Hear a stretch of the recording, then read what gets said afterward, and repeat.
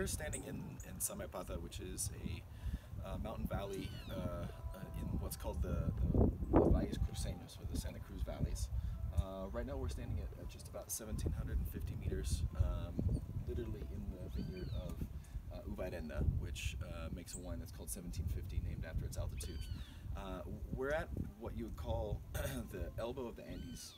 So the Andes Mountains creates kind of an elbow shape in the center of Bolivia, and we're just a little bit towards the center, heading towards the eastern side of Bolivia, going from the higher elevation to the lower elevation, kind of flatlands in the region of Santa Cruz. And so this has kind of traditionally been a valley that's really been the mountain escape from the sweltering heat of the tropical lowlands, and has long had a history with wine. Super. And this is quite distinct from the other regions, the main region of Bolivia, which is Tarija, which is very far south and west, and also the Sinti Valley.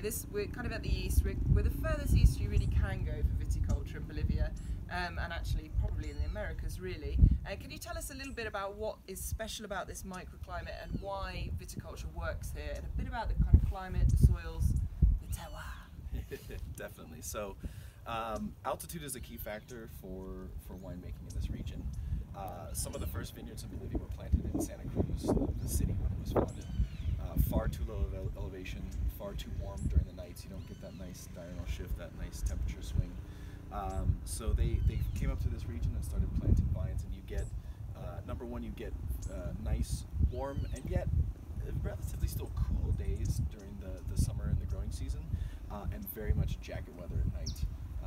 Right now it's winter time, or entering winter time, and there's a lot of wind blowing.